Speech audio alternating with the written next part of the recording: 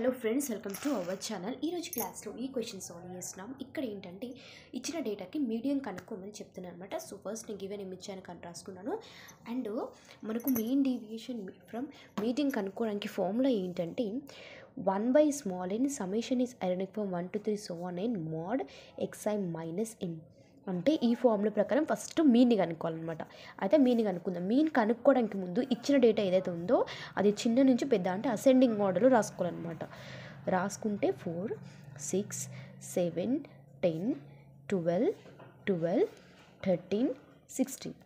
ఓకేనా. మనకి మొత్తం ఎన్ని టర్మ్స్ ఉన్నాయి? 1, 2, 3, 4, 5, 6, 7, 8 టర్మ్స్ ఉన్నాయంట. అంటే n ఈజ్ ఈక్వల్స్ టు 8. అయితే మనకి ఇచ్చిన డేటాలో మీన్ కనుక్కోవడానికి మిడిల్ నెంబర్ తీసుకోవాలన్నమాట. ఓకేనా.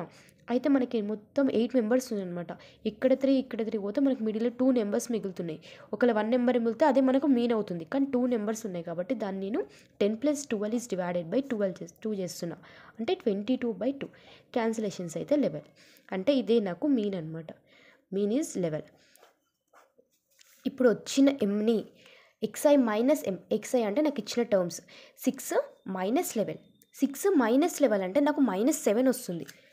6 - 11 అంటే -7 వస్తుంది. కానీ ఇది మోడ్లో ఉంది కాబట్టి +7 వస్తుంది అనమాట. ఓకేనా. అంటే ఇచ్చిన టర్మ్స్ అన్నీ మనకి ప్లస్లలో వస్తుంది. ఓకేనా. అంటే సేమ్ 11, 6 - 11, 7 - 11, 10 - 11 అన్ని చేస్తే నాకు టర్మ్స్ ఏమొస్తుంది? 7, 5, 4, 1, 1, అండ్ 2, 5 ఇలా టర్మ్స్ వస్తుంది. ఇప్పుడు వాల్యూస్ ఇందులో సబ్స్టిట్యూట్ చేస్తే 1/8 summation is ironic from 1 to 3 so on 8 xi minus m.